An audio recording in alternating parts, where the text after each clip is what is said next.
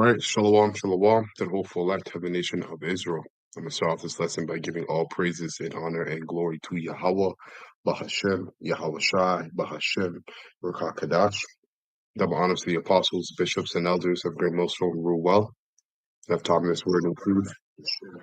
Have taught me this word in its truth. Have taught me this word in its has taught me this word in truth and sincerity. Salake. Have taught me this word in truth and sincerity. All right, and peace and mercy to the full elect, starting with 144,000 and the innumerable multitude that sincerely believe upon the names of Yahweh, his only God, Son, Yahweh Shai. Hold on a second. I'm not able to share my screen.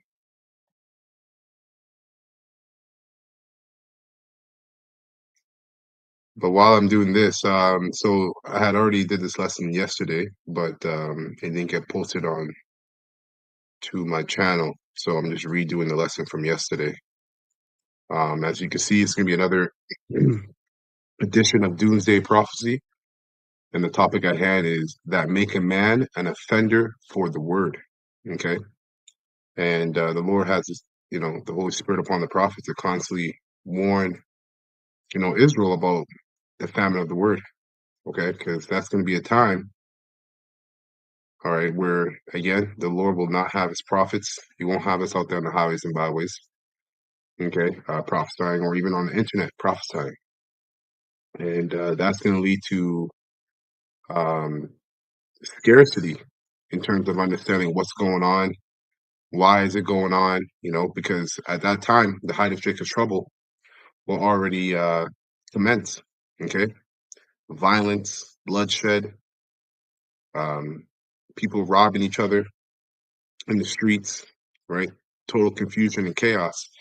People are going to be looking for what? Answers, stability, protection, right? And the only people that will receive the stability, protection, and will have answers as to what's going on and why it's going on are going to be the elect, starting with the prophets, okay, of the nation of Israel.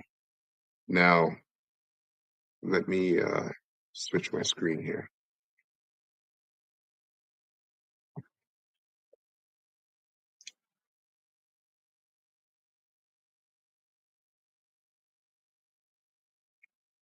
And, we've been telling you constantly that this devil is cooking up, devising a plan to come down on the Hebrew Israelites, okay, not just the prophets that teach, but all Israelites that subscribe, right, to being an Israelite, to the knowledge of being an Israelite. And that's where that demonization will take place.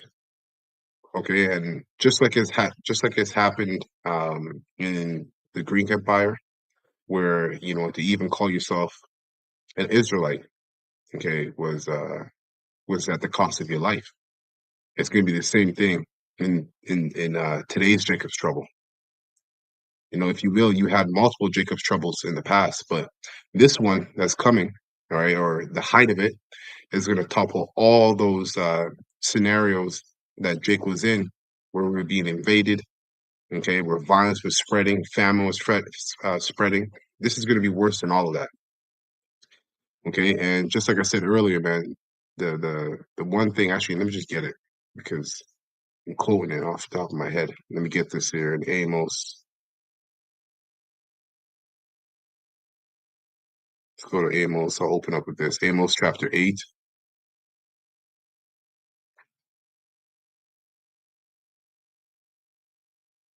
So Amos chapter 8.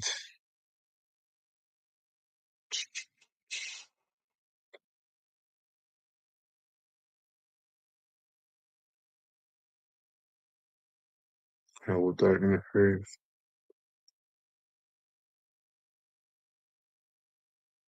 Yeah, let me just get to the point. Okay, so Amos 8 and 11. Okay, and I'll get this in the NLT actually.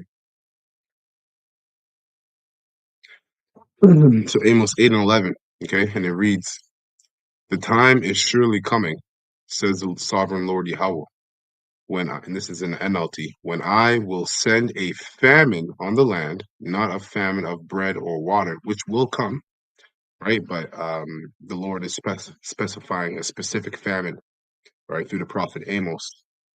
But of hearing the words of the Lord Yahweh, okay, Bashem Yahushai, people will stagger from sea to sea and wander from border to border, right? And that's primarily going to be done through the internet. You know, you're going to be looking for GMS Ohio, GMS Los Angeles, GMS California, GMS Toronto, GMS whatever state and country, all right? And you're going to be looking for these men to hear updates on what's happening, why this is happening, what's the way out of all this. Because that's what is going to cause a lot of people to yearn for the words of the Lord. Right? You're going to yearn for the words of the Lord, right? When it's too late, and what's going to cause that yearning is wanting to know what can you do, what should you do, all right, to receive salvation, to receive covering, protection. Okay, and hey, the Lord, like He said in Psalms chapter 2, He's going to laugh at your calamity, man, because when He did stretch out His hand via the prophets in this time of grace, what did Israel do? They pulled back the shoulder, they scoff, all right. They continue in their proud mind state, mind state, or the pride of mind, the pride of their mind. They continue doing that. They scoff at the prophets. They even some of these 2/3 are gonna be the reason why they have the blood of the prophets. They're gonna have the blood of the prophets on their hands. Okay. So you think the Lord's gonna hear you in that day? Absolutely not, man. You have to be of the elect ultimately. But it says here, but people will stagger from sea to sea, wander from border to border, searching for the words of the Lord Yahweh, but they will not find it. Okay? Beautiful girls and strong young men will grow faint in that day, thirsting for the Lord's word. And those who swear by shameful idols of Samaria, who take oath in the name of the God of Dan, and make vows in the name of the God of Beersheba, they will all fall down, never to rise again. Yep. So all your vain and false gods that you believe in, all right. I'm talking to you Israelites. So you rather glorify yourself in, all right, and worship those gods are gonna be to no avail, all right, in the time of Jacob's trouble. You're not gonna receive any protection or help from them because there are no gods. Okay. So just like it was then, so shall it be now, right? That which is then is now. So I got these two clips. We get this first one from Jason A. It says, world's richest man gives terrifying warning. And this is fair use, fair use, fair use. None of the channel, I'm not using this channel or this video rather to make any money whatsoever. I'm just using this video for educational purposes only. Okay. And this is not medical advice whatsoever. So fair use, fair use, fair use. Oops. Okay, let's go. And SpaceX, Elon Musk is no longer the world's richest person. That title now goes to Oracle co-founder Larry Ellison. Ellison's wealth jumped by a staggering $101 billion after Oracle's strong earnings report on Tuesday evening. That pushed his net worth to $393 billion, surpassing Musk's net worth of $385 billion. The Bloomberg Billionaire Index reports Ellison's leap in wealth is the biggest one-day increase ever recorded by the index. The police will be on their... Elon Musk is no longer the world's richest person. That title now goes to Oracle co-founder. So I can sort of make sure that you can hear the video. Best behavior, because we're constantly watching and recording everything that's going on. Citizens will be on their best behavior because we're constantly recording and reporting everything that's going on, and it's unimpeachable. The cars have cameras on them. I think we have a squad car here someplace. But those kind of applications using AI, if we can use AI, and we're using AI to monitor the video. So if that altercation that occurred in Memphis, the chief of police would be immediately notified. It's not people that are looking at those cameras. It's AI that's looking at the cameras. No. You can't do this. It would be like a shooting. That's going to be an event that's immediately, an alarm's going to go off. It's going to be, and we're going to have supervision. In other words, every police officer is going to be supervised at all times. And the supervision will, and if there's a problem, AI will report the problem and report it to the appropriate person, whether it's the sheriff or the chief or whomever we need to. You might ask, Why is this devil obsessed with having complete surveillance over everybody? Well, the obvious answer is because of power, control, right? And as well as these devils, all right, starting with the top wicked elite, they have a god complex. Okay, a serious god complex. Let's see.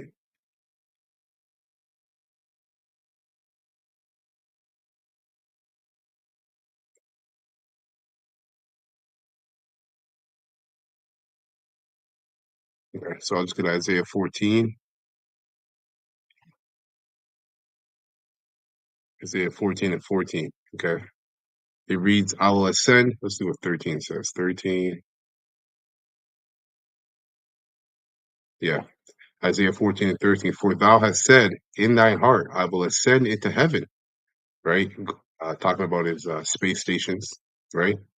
I will exalt my throne above the stars of Yahweh. Okay. Again, space stations, but also the stars is twofold because the stars of the Most High are also the Israelites. Right? And he's exalted himself above the Israelites, you so-called Negroes, Latinos, and Native Americans, okay, as well as these speckled birds out there, by putting himself up as the people of the Lord and making the Lord and his son to look like him, right? Being what? Translucent, unmelated, without melon. I will sit also upon the mount of the congregation in the sides of the north, right? So out of all the nations, all right, through their, through the UN, all right, or NATO, America sits at the top of the congregation. Okay. This is the American empire, if you will. Okay. It says, I will ascend above the heights of the clouds. I will be like the Most High. Okay. And that's the point. Is their mindset is to be like the Most High. Okay. To do that, they're going to have complete surveillance over everything. This is where you see the rise of this mass technology. Okay. And with this technology, he will perform counterfeit miracles that will beguile the world. Take control of the situation. We have, same thing. We have drones. If there's something going on in a shopping center, and I'll stop. A drone goes out there, get there way faster than a police car. There's no reason for, by the way, high-speed chases. You shouldn't have high-speed chases between cars. You just have a drone follow the car. I mean, it's very, very simple. A new generation of autonomous drones. President Trump's first full day back in office included a major announcement about artificial intelligence that'll bring jobs to Texas. The president stood next to the CEOs of OpenAI, Oracle, and SoftBank to announce a $500 billion project called Stargate. The project would build new data centers and electricity generation needed to power AI. Texas will serve as a launch point, with the first of the data centers being built in Abilene. The goal for Stargate is to create 100,000 new jobs here in the United States. So obviously you can see with the amount of surveillance, all right, that these devils want to have. With that being set up, man, that coincides again with the famine of the word. But before I get a little bit more into that, let's get this here, Revelation 13, and we always bring this out, Revelation 13 and 11. And we're going to keep bringing out the same, you're going to keep hearing the same verses, the same precepts, all right, until we're up out of here, until we're not speaking no more, okay? Because, like I said, man, the prophecies are speaking, okay? And at this point, they're yelling, not just merely speaking, but they're yelling. Revelation 13:11, and I beheld another beast coming up out of the earth, all right, talking about this system, all right? And at the head of this system, at the head of the beast is that whore, which is America, okay? So, and I beheld another beast coming out of the earth, and he had two horns like a lamb, right? That's that bipartisan political system where you have the left versus the right, liberals versus Democrat or liberals versus Republicans, and conservatives versus Democrats versus Republicans, liberals versus conservatives. Keep going in between Canada and America, but that's at two horns like a lamb. Okay, promising you peace and safety, security. And it says, and he spake as a dragon. This is the time we're getting into now, where both of those, that bipartisan political system was only set up, all right, to basically wage a psychological war, okay, psychological war on people, psyops. That's all it was for. The left and right are there to constantly wage psyops. I'm going to promise you this. No, I'm going to promise you that. But they're both two wings of the same bird. And now we're in a time where he's speaking as a dragon, going into what? Draconian laws, draconian measures, which the word draconian, we'll get that real quick, right? This is what's coming down the pipe.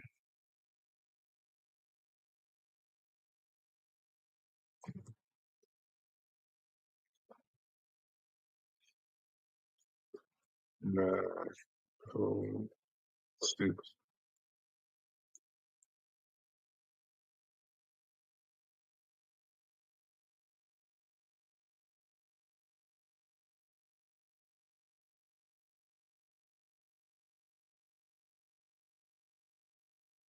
Draconian slacker.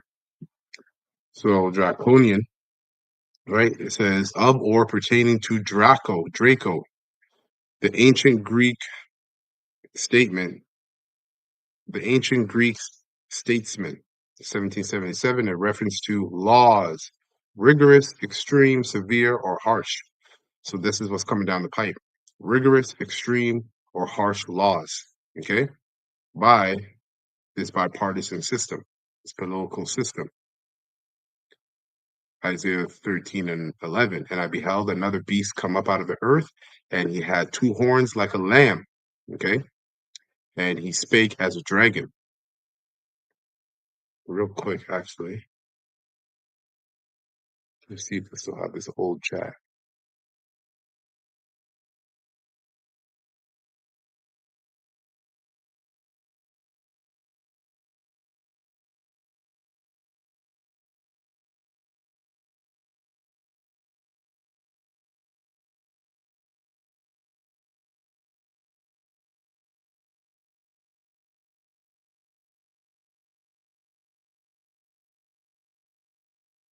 Okay, yeah, I'll read a little bit of this. So this is from chat, right? Going into Revelation 13 and relating it to politics. So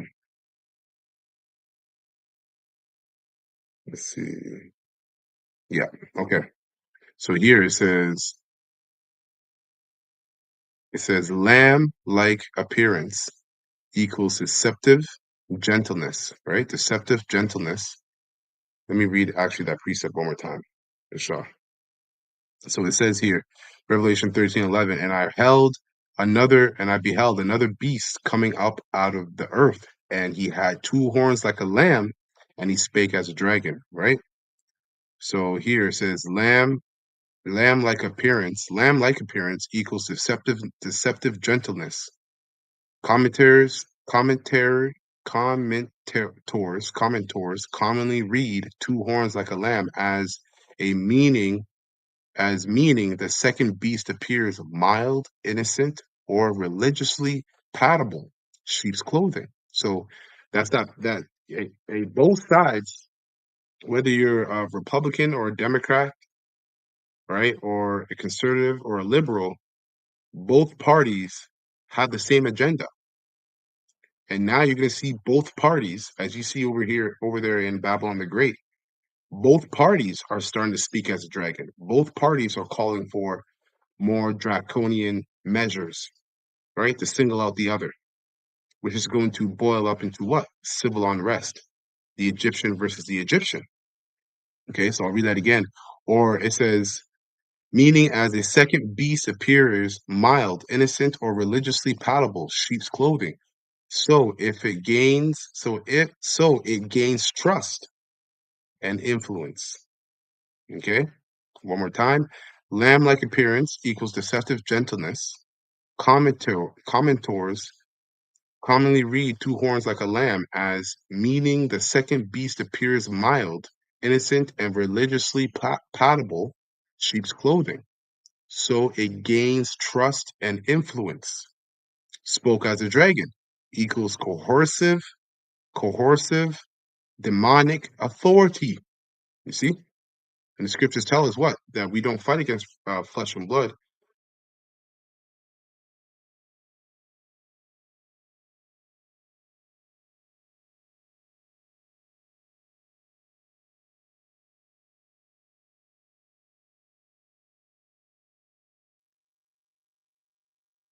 Yeah, Ephesians 6 and 12.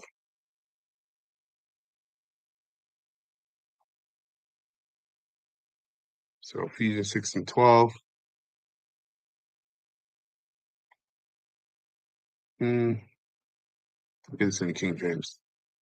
So Ephesians 6 and 12, right? And it reads, for we wrestle not against flesh and blood, but against principalities, right? Against powers, against the rulers of darkness of this world, against spiritual wickedness in high places. Okay. Back here it says, spoke like a dragon, coercive, demonic authority. Okay. Speaking like a dragon equals coercive and demonic authority. The same commentators note the contrast. Though the beast looks like a lamb, its speech and power imitate the dragon. The hostile, coercive power in Revelation, signaling intimidation, threats, or enforcement, right? Two horns can imply dual authority or a deceptive kind of legitimacy, religious versus religious plus civil, or appearance versus reality. Many traditions treat this second beast as as the false prophet.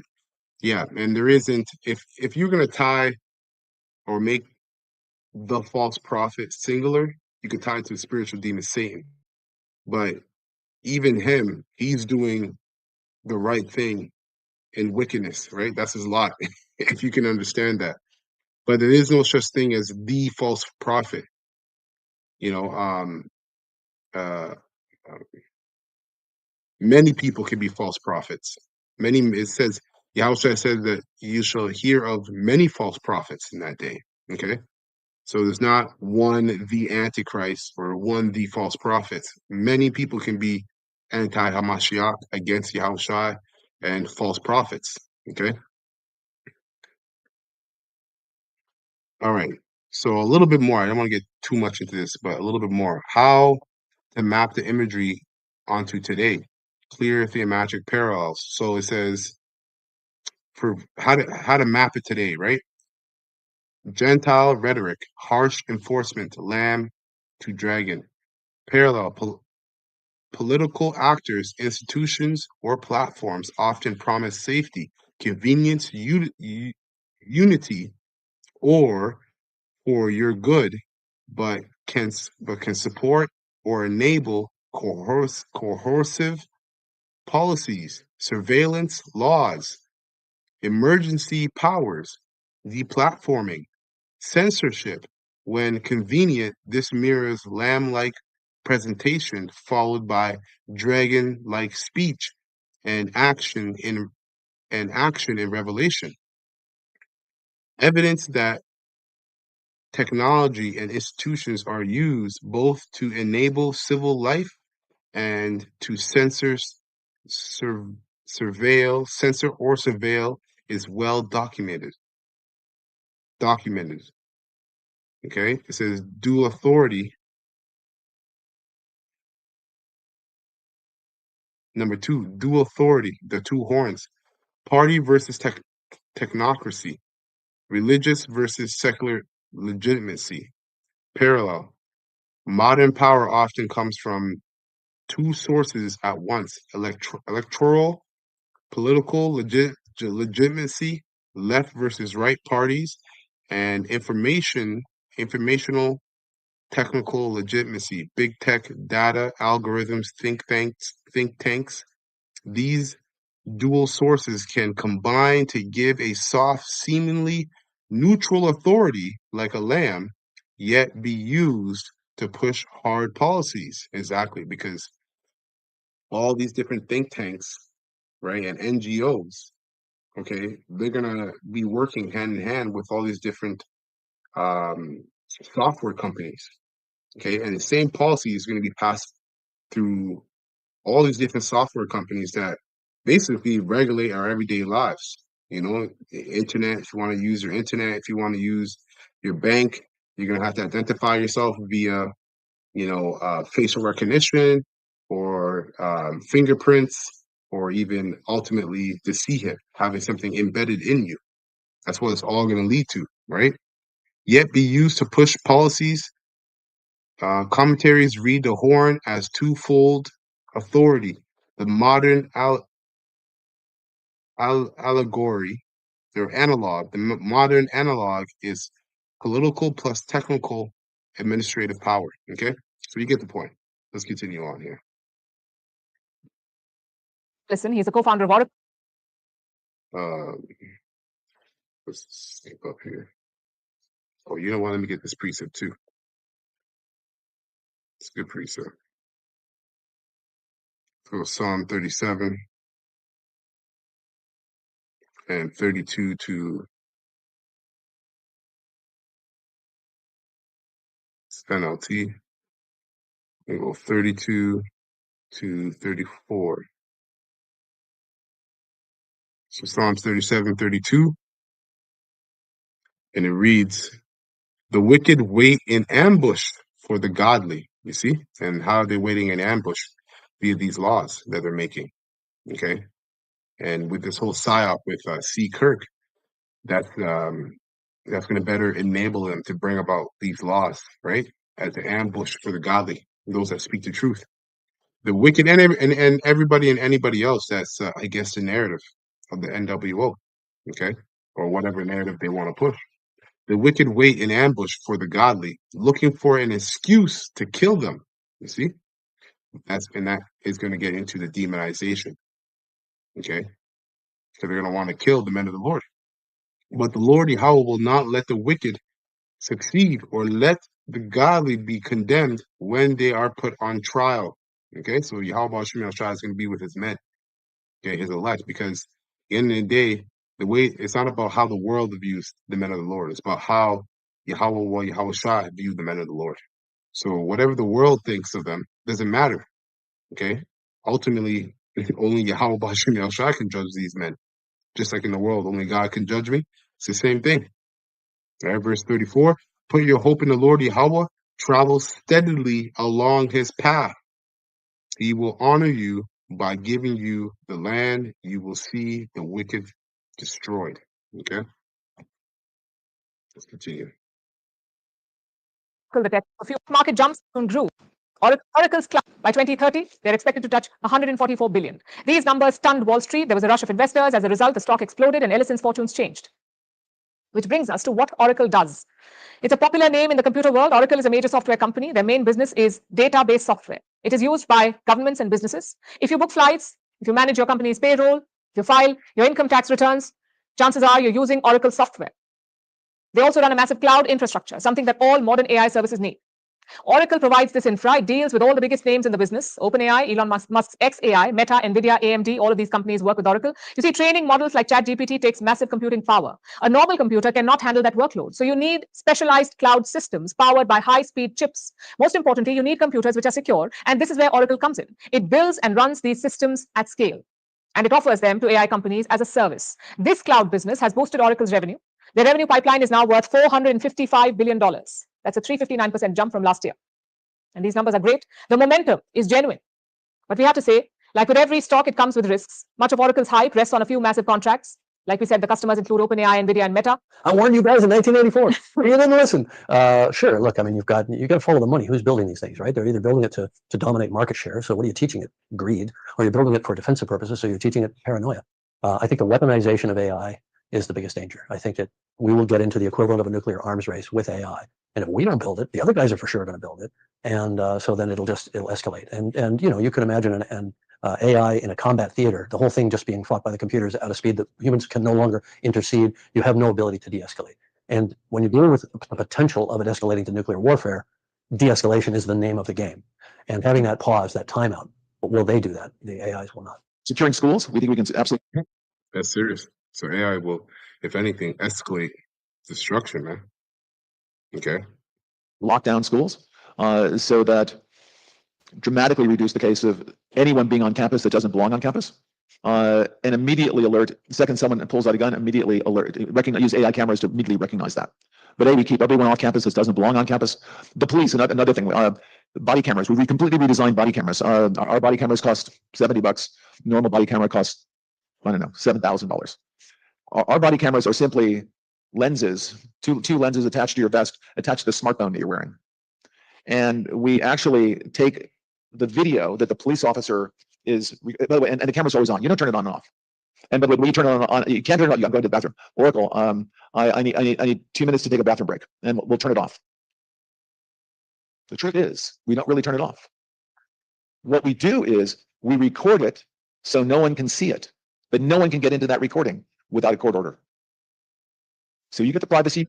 Basically, yeah, it's like he's about to say, you get the privacy you want until you don't got it, right? As soon as there's a court order, all of a sudden they can see what it is that you were doing during that so-called bathroom break, all right, or that so-called private conversation.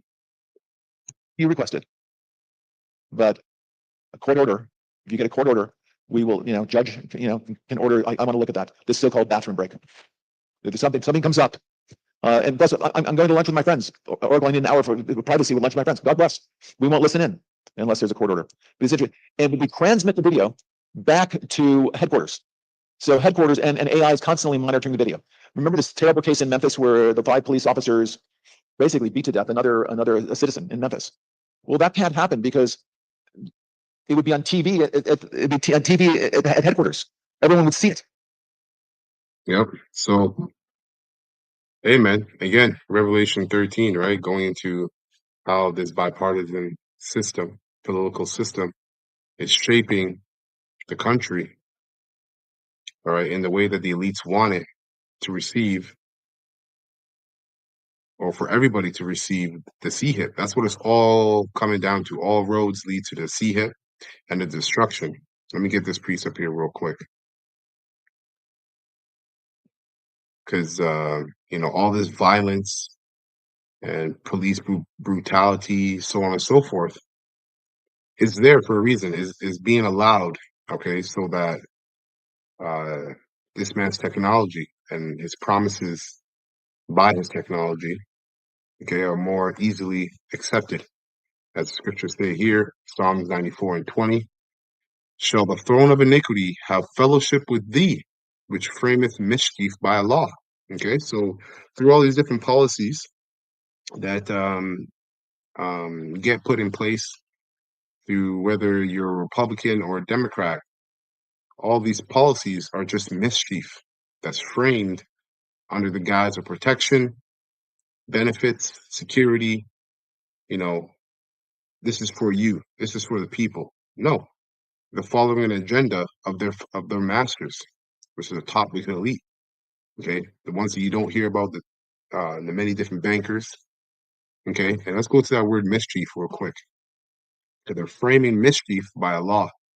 So that again, that's another way of saying draconian measures, draconian laws. This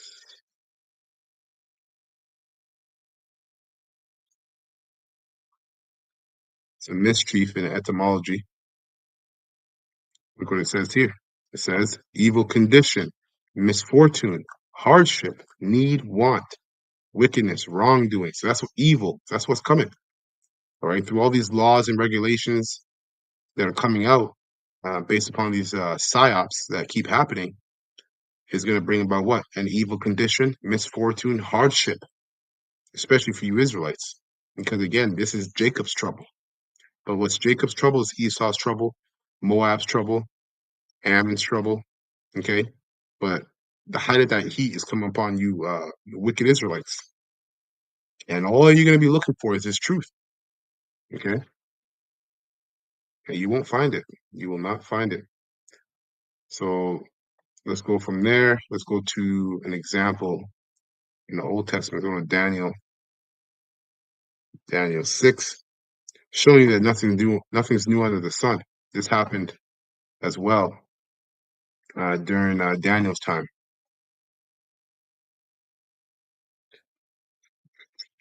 What is it? verse 7. Okay, just get to the point here. So I'll start at verse 6. This is Daniel 6:6. NLT says, so the administrators and high officers went to the king and said, long live King Darius. We are all in agreement, we administrators, officials, high officers, advisors, and governors, you see, that the king should make a law that will be strictly enforced. Same thing's happening now. Okay, that which is then is now. Give orders that for the next 30 days, any person who prays to anyone, divine or human, except to you, your majesty, will be thrown into the den of lions. Okay, verse 8. And just like then, now, that's what's happening. If you speak out against a certain kind of people, guess what? You'll lose your job. Okay, you lose benefits. You're subject to jail time, and it's going to get worse than that. It's going to get to the point where you could be put to death if you speak out against these people. And you should know who I'm talking about. Okay, tight hats. Okay, and not even just speak against these people, because you really can't do one without the other. But it's just speaking the truth. Okay, you can't speak the truth without calling out this devil, man. Verse 8, it says, and now, your majesty, issue and sign this law so it cannot be changed, an official law of the Medes and Persians that cannot be revoked. So the king Darius signed the law. So just showing you that that which is then is now. You know, many times he went through hardships. The men of the Lord went through certain hardships that the Lord, and we know how the Lord basically spared Daniel in this time, gave him wisdom and knowledge and understanding, right, of the dream that Nebuchadnezzar had. But ultimately, he saved him as well from the lion's den, because after this, he got tossed into the lion's den. So this is an example of what? Being demonized, all right, and then being put to jail, but the Lord, all right, coming out and basically defending his prophets, man, defending those that believe in him, because them lions didn't touch Daniel, and they were purposely starved so they can maul him out. Okay, so the Lord is going to, just like he was in the ancient world for his prophets, he's going to be for his prophets again, all right, today. So let's continue to the next clip here. So this is from Hive Mind Nation. Warning: if you cheer C. Kirk's, unaliving, you're a domestic tea heiress and will be exiled and targeted. You see? Famine of the word, man. So this is fair use, fair use, fair use. I'm not using this Believe that anybody who's money celebrating to make money whatsoever. I'm only using this video for educational purposes only. Okay, and this is not medical advice. So fair use, fair use, fair use. So I'll start at the 1 minute mark. the citizens' right to free speech. Today's show. Because this is a call for an uprising. This is a call for an uprising. Welcome to today's show. If you haven't noticed, the government is hell-bent on removing the citizens' right to free speech. Our government wants to turn America into communist China, yet all of these people on the left and all of these people on the right and all their political ideologies can't see what's happening right in front of their eyes because they're worked into hysterics over government-created psyops. And the government creates psyops and false flags and fake assassination attempts so that you carry out what the government already wants for us. They want you to do it for them. And that's what we've seen over the last couple of years with what they call cancel culture. Now that Charlie Kirk, the character, is no longer on the public stage, we are now watching a version of behavioral control because conservatives are very upset that there would be Democrats, liberals out there who would cheer for the death of somebody that they've never even met before. In fact, they're so upset about it, they're making coordinated efforts to take people's jobs away. They're making coordinated efforts to dox people who post things online that they don't like when they're celebrating Charlie Kirk's character being assassinated. So because these people have a difference of opinion and they're celebrating that, they're now beginning, like I've warned about for years, to move the goalposts on what hate speech actually is. And hate speech could be whatever you want. They tell us that hate speech is making fun of somebody who might be gay. Hate speech is questioning or saying anything negative about the state of Israel. Hate speech is if you're a white person and you criticize a black person or use a word that might offend them. These are all things that they've told us are hate speech. And those are all foundations that they've set up so that they can continue to remove the rights of the citizens. And it's not about them caring or wanting to protect certain groups like the LGBTQ. It's about the government taking away your right to speak, just like in China, especially when it comes to questioning the actual government. So this has been a mass movement since the days of the assassination. I've often called this the seesaw. It's a political seesaw. The left's on top for a little while, then the right's on top. It's the same. Like I said, one more time. I don't care if I sound like a broken record. Revelation 13:11. All right. Then I saw another beast come out of the earth. He had two horns like those of a lamb. This is NLT.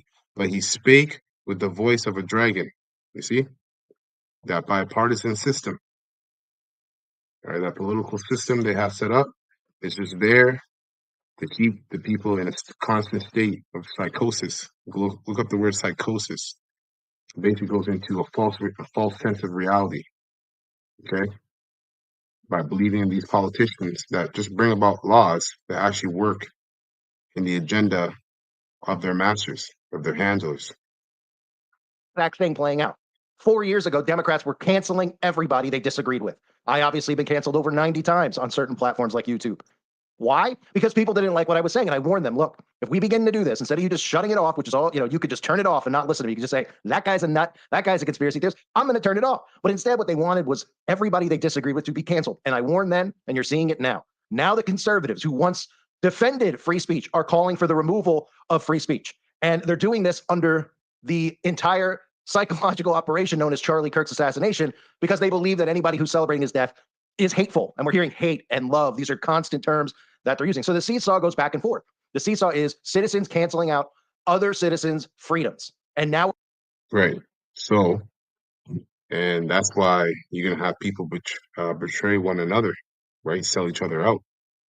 Because now people are going to start canceling out each other, depending on what side they're on, whether they are a red state lover or a blue state lover, right? So let's go to John 9:22.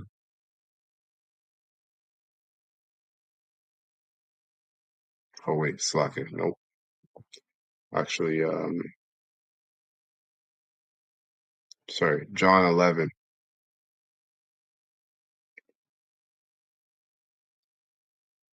John 11 and 57.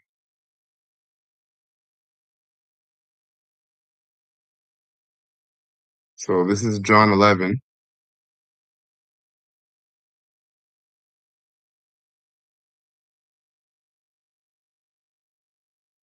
I'll start at 56, just for some context. So St. John 11, verse 56, it says, is this King James? Or what is this? Yeah, King James.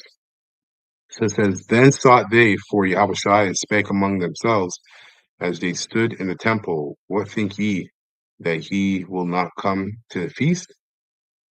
Now both the chief priest and Pharisees had given a commandment that if any man knew where he was, Yahushua, okay, he should show it that they might take him. So I brought this out because, with people telling on each other and basically fighting against one another based upon their own political and religious beliefs and moral beliefs, you're gonna have people start betraying one another. And that's also a sign of the times. Okay, and a lot of family members and those of the hopeful elect, starting with the prophets, are going to betray them. All right, to be basically taken off into concentration camps, and ultimately sell them out. Okay, to death. But that death that will be upon slack. I'm looking for a precept. Yeah, that will be upon some of the men of the Lord. Okay, the Lord is going to be with them. Okay, the Lord is going to be with them in spirit and in truth. And even after death, man, they'll come back and still condemn, 2/3 of Israel and Esau to their face. As scriptures say that the dead shall rise first. So this is Luke 11. Sorry, actually, this is Luke 21:11.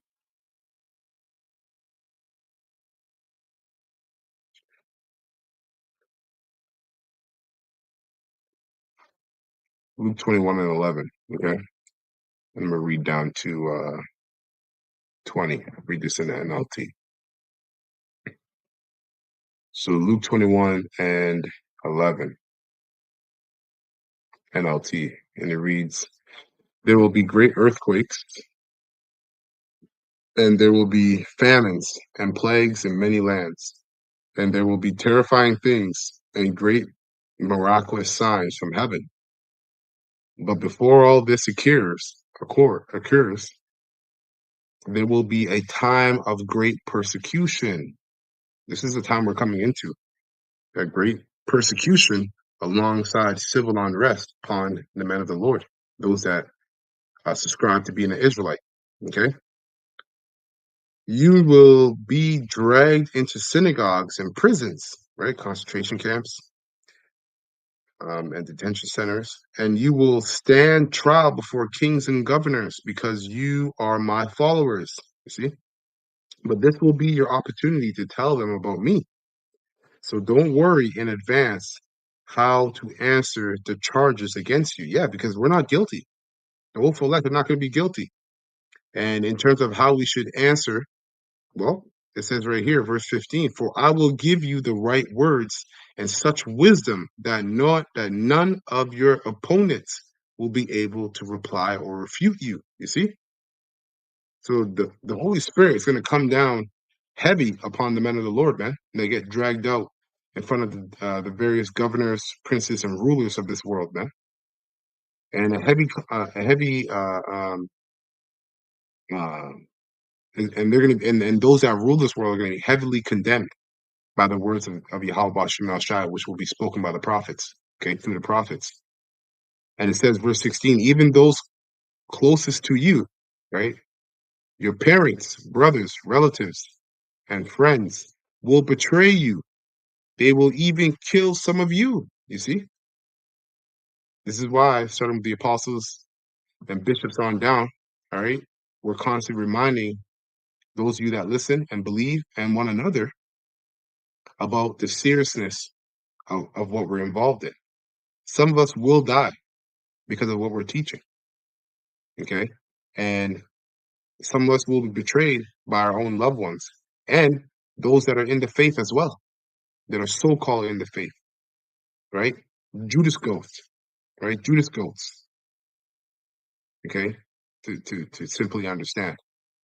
So it's going to be a great time, man. It's going to be a crazy time, man. Yahweh Shem Shai has to be dealing with you in the spirit to maintain your faith and your obedience to him. This is why, this grace period is not to be slighted, man. We got to do everything we can, all right, to please the Heavenly Father through his Son so that he be with us in those times. Okay. And it says, and everyone will hate you because you are my followers, but not a hair of your head will perish. By standing firm, you will win your souls. You see? And when you see Jerusalem surrounded by armies, which is being surrounded by armies right now, and we always say this, Jerusalem's a people before it's a place. Okay. And you, Jakes, are being surrounded. Okay. By armies, then you will know that the time of its destruction has arrived. So the time of Jacob's trouble has arrived. Okay. We're seeing them troops, ICE agents, all right, basically flood different states. Evidently, that's going to be all of America, man. All of America. And let me get one more precept. Jeremiah 12:6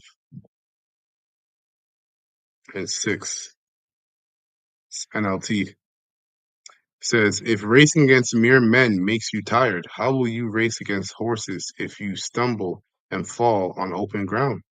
What will you do in the thicket near the Jordan? In the thicket near the Jordan.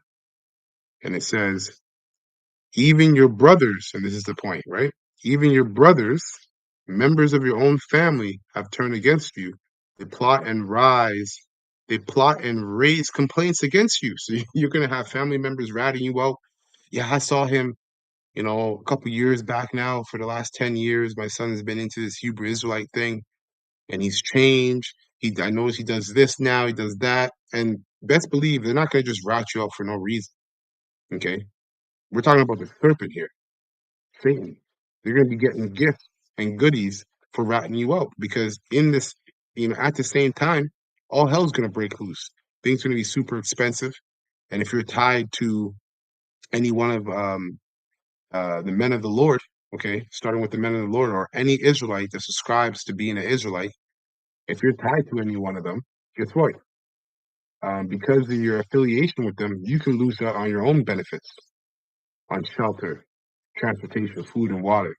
So a lot of people are going to rat each other out just because of what they're not receiving, because of association, because of the benefits they're not receiving because of association. Okay? Don't trust them no matter how pleasantly they speak. Okay? So let's go back. Let's skip ahead here. Was Larry Fink talking about behavioral control? And if you don't know, Larry Fink is the new face of the World Economic Forum, but his company BlackRock also owns everything. I mean, everything. They're invested in everything from railroads to marshmallows, you name it. This company, BlackRock, has their hand in it. And thus they have their hand in these psychological operations that get carried out, just like Trump's assassination attempt and the direct connection to Larry Fink in that BlackRock commercial. But here's Larry talking about wanting to control behaviors. You now make a point of that's an investment criteria for you. Well, behaviors are going to have to change. And this is one thing we're asking companies. You have to force behaviors. And at BlackRock, we are forcing behaviors. 54% of the incoming class are women. We added 4 more points in terms of diverse employment this year. And if it's, what we are doing internally is, if you don't achieve these levels of impact, your compensation could be impacted. Okay, we're doing the same. And so it's just, you have to force behaviors. And if you don't force behaviors, whether it's gender or race or just any way you want to say the composition of your team, you're going to be impacted. And that's not recruiting. It is development, as Ken said. And ultimately, it's still going to take time. But I am just as much shocked as Ken is that we have not seen more opportunities. And we're going to have to force change. We've heard Alex Karp of Palantir talking about it as well, which is going to bring in the surveillance state. Donald Trump's buddies at Palantir who are helping ICE. All the conservatives are cheering for Palantir. Well, they don't know that Palantir is literally Big Brother. And Palantir is calling for behavioral control and behavioral change, just like Larry Fink, and they're going to impose it the further we get with artificial intelligence and online speech and online hate speech. And this is what it's headed toward. This is the first domino that we're seeing since Charlie Kirk's assassination. There will be more. There will be laws passed. But what we're seeing right now is all about people being held accountable for their opinions. You're not allowed to have an opinion that somebody disagrees with. You're certainly not allowed to cheer for somebody's death, right? This is utter insanity. People are losing their jobs at universities. Inappropriate comments about Charlie Kirk's shooting lead to university firings. There's article after article. What about Charlie Kirk firing? It's becoming a new normal thing. If you're posting online about Charlie Kirk, you better erase it or delete it before your boss finds out, because you're going to get fired. And then it spreads, right? It spreads when corporations and companies out there start hearing this. They're going, right, look at all these big companies, these big universities firing people for what they're saying online. Well, we're going to keep that in mind as well, not based on how the person performs. Yep. Let me get a little bit more here from chat, right? Concerning the parallels from what we read in scripture and how that plays out in our life today. So number 3, right? It says manufacture of consent and worship, cultivating allegiance. Parallel. Revelation's second beast makes earth and its inhabitants worship the first beast, right? Being Rome. So this is Rome again. This is the satellite of Rome is America. Okay. Today, this looks like media ecosystems, algorithms, and institutional narratives shaping where public trust and loyalty goes. He had 2 horns like a lamb, but spake as a dragon. Okay? Brands, institutions, leaders, political polarization, right? Left versus right, amplifies this, pushing people to treat parties / leaders / tech platforms as primary loyalty rather than critical judge. Research shows people people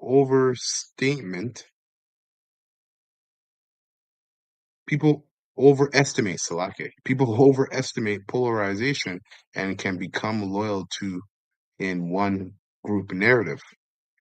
Science and technology, science and technical miracles that persuade.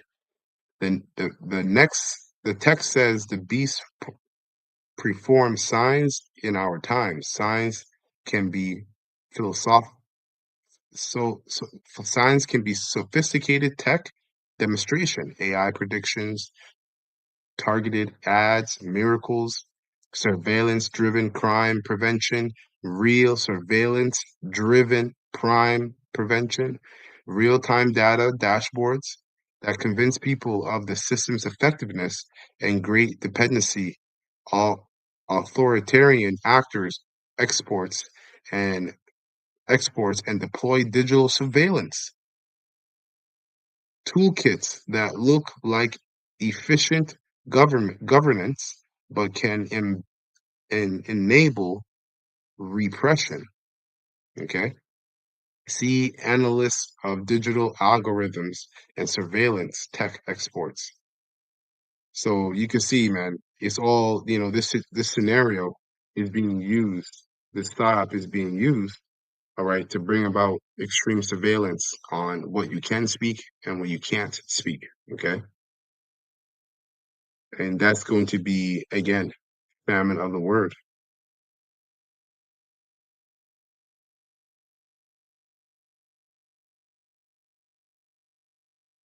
It's like I'm seeing if there's any more in this conversation. I have to chat.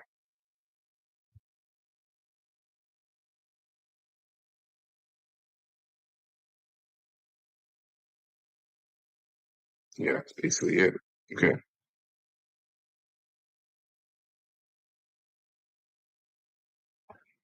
Okay, so let's continue.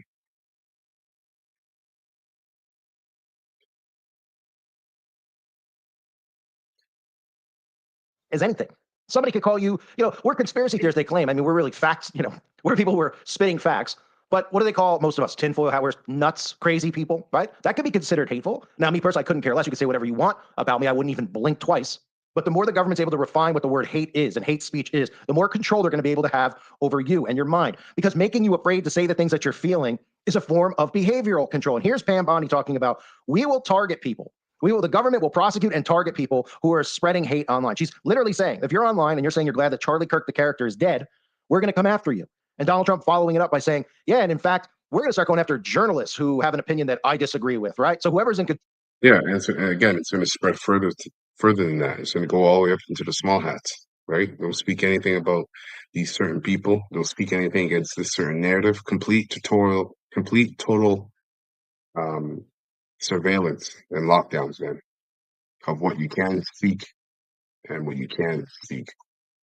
Control then could dictate what can and cannot be said. Incredible. There's free speech and then there's hate speech. And there is no place, especially now, especially after what happened to Charlie, in our society.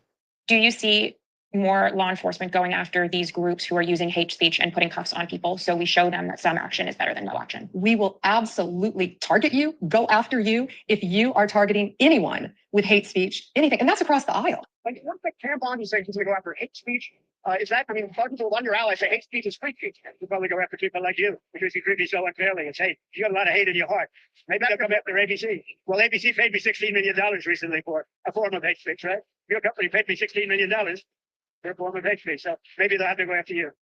And it gets even more frightening than that, because then we get some of these guys who are gloating on national television and saying that Democrats need to beg for forgiveness if they want to be able to have jobs in this country. If they don't change their behavior and mourn Charlie Kirk's death, then they don't deserve to work. They don't deserve to be a part of our society. Does that sound familiar? Remember when they told us if we didn't get vaccinated, that we couldn't be a part of their society? And Removed and then prints their addresses. What do you think they're trying to do? As they're Nazis, doxing camp. This is getting frightening. There is a domestic over people celebrating the death of somebody that they've never even met. This is getting frightening. There is a domestic terrorism movement in this country. When you see these organized doxing campaigns, where the left calls people enemies of the republic, calls them fascists, says they're Nazis, says they're evil, says they have to be removed, and then prints their addresses, what do you think they're trying to do? They are trying to inspire someone to murder them. That is their objective. That is their intent. And when you see online, Sean, as we've seen for the last few days, tape after tape after tape of federal workers, bureaucrats, staffers in the Pentagon, educators, professors, healthcare workers, nurses, celebrating the assassination of Charlie Kirk, these are radicalized people. There is a domestic terrorism movement in this country. And let me tell you something, I'm not sharing with anybody, but the last message that Charlie Kirk gave to me before he joined his creator in heaven,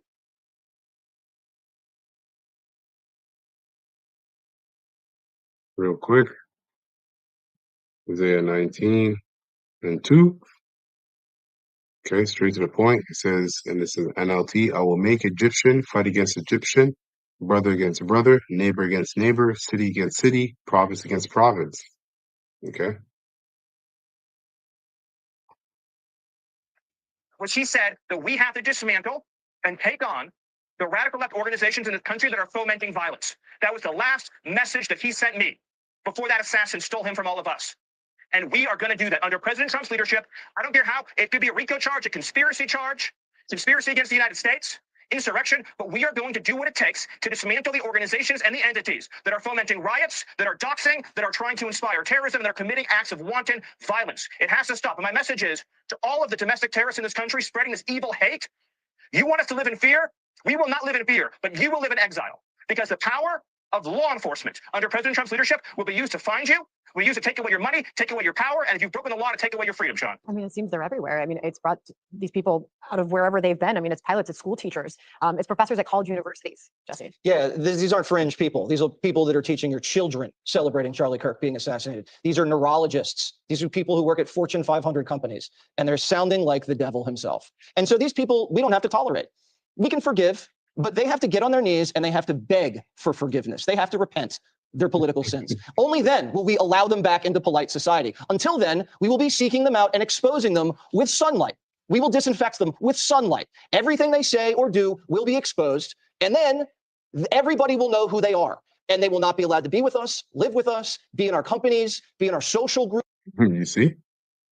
Amen. So this is why, you know, again, the phrase that keeps coming to my mind every time I think about this is high time to wake out of sleep, right? And literal sleep in terms of you being in the world, coming across videos of Hebrew Israelites, but, you know, you're not fully persuaded in your own mind. There's only so much time that you have to be persuaded if you're of the elect, okay? And then those of us that know that we're Israelites and subscribe to this truth, you know, sleep is also associated with comfort and complacency. All right. Knowing that we're about to be demonized on all fronts throughout the four corners of the earth and be completely exiled from society and our everyday comforts, you know, we have to meditate and keep our minds fervent on fire for Yahweh Bashim Shai. Because it's gonna be that. It's gonna be either on the side of Yahweh Bashim Shai or you're on Esau's side. There is no in between. The ones that are in between get killed off alongside with the ones that are on Esau's side. Groups. No, I'm not living with people who celebrate assassinations. This isn't like a freedom of speech thing where like, oh yeah, I disagree on the border. This is like my guy just got shot in the neck and you guys are cheering. You're going to a vigil and you're dancing on the guy's grave. You don't deserve to be able to say that and then have no penalty. There will be costs. There'll be social costs, financial costs. We will shame, excommunicate them, banish them. And that is a promise. And until then, game on. You can even hear they try to use like Christian terminology to suck Christians in. I've been saying this, like the good and evil thing. Now we're hearing the word repent. He's saying everybody out there needs to repent. Repent for cheering for Charlie Kirk's death, and maybe we'll forgive you. But you should be exiled. You should not be a part of our society if you're celebrating. Yep. So, hey, crazy times, beautiful times. Okay. And we can't wait, man. You know, we've been waiting, starting with the apostles, right? And bishops on down, man, been waiting for decades to get to this point. And now prophecy are not just speaking, but they're screaming loudly and clearly for those who have the ears to hear. So I got two more precepts and I'm going to close it up. Get this here in 2nd Ezra 15, and I'll start at 14. 2nd Ezra 15 and 14 in the GNT. It reads, "The world and the people in it are doomed. The war that will bring their destruction is very near, right? And that's going to be World War III, but also before World War III, you'll have civil war. Okay. Nations will arm themselves and fight against nations. There will be great political turmoil, right? So we're in that phase right now, and have been in that phase for quite some time. It's just brewing and boiling, getting worse and worse. There will be great political turmoil with one group trying to overpower and gain control,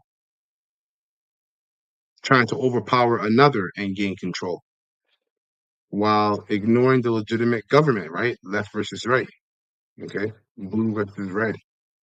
It says there will be no longer free access to the cities, right? That's a lockdown, right? Complete surveillance and shutdown based upon all the different psyops of violence, right, that are happening. Because the struggle for people will bring destruction, terror, and because of the struggle for power will bring destruction, terror, and total confusion wherever people live. You see? So it's gonna be serious, man.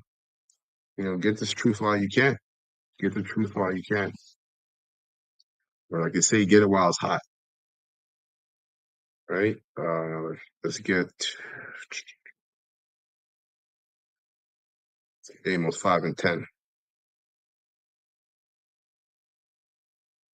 Right? Amos 5 and 10 NLT. It says, how you hate honest judges, right?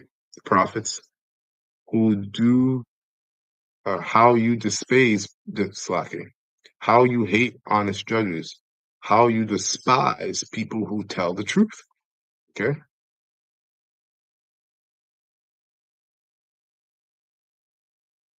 And let's go to Isaiah 14 or 59, slacking, verses 14. Also going to get this thing, NLT. So Isaiah 59, verse 14, it says, our courts oppose the righteous, and justice is nowhere to be found.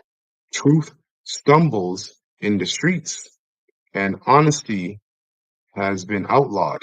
Okay, I don't really like how NLT breaks that down, but it's true. Truth has been outlawed, and that's the time we're in, where truth is about to be outlawed.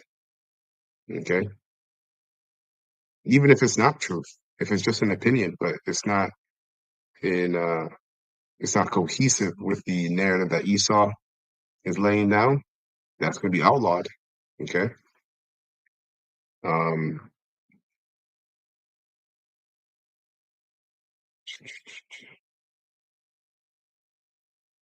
Yeah. Okay. Sloppy. Yes. Okay. So Isaiah 59 and 14, it says in the King James, and judgment is turned away backwards, and justice standeth afar off. For truth is fallen in the streets, which you won't be able to find it. Okay. And it also means that there's a lot of perversion and lies in the streets. Okay. And equity cannot enter, which means fairness, balance, and justice. Yea, this is the point. Truth faileth, and he that departeth from evil maketh himself a prey. Right? And those that have departed from evil are the elect. Right? Those of us that subscribe to this truth and are teaching this truth, teaching the word of the words of Yahweh Shem Shai in truth and sincerity, we've made ourselves a prey. But that's okay, because the Lord told us that He would be with us. Okay, spirit and in the flesh. And we know what's coming. That we know we have the blueprints to this movie, so we have nothing to worry about, man. So it says, yea, the truth faileth, and he that departeth from evil maketh himself a prey. And the Lord Yahweh saw it, and it displeased him that there was no judgment. Okay, so yeah, that's basically it. Don't want to drag this lesson on too long, because I could keep going, but I feel like I made the point. So, Lord willing, this lesson was straightforward and edifying to the whole full elect of the nation of Israel. I'm going to close by giving all praises and honor and glory to Yahweh, Bahashem, Yahweh Shai, Bahashem, Rakakadash. Double honors to the apostles, bishops, and elders, a great millstone who rule well. All right, and I've taught this word in truth and sincerity. Peace and mercy to the whole full elect, starting with the 124,000, and the innumerable multitude that sincerely believe upon the names of Yahweh, Yahweh Shai, Abba Kwama Sha'ala, and Shalom to the whole full elect.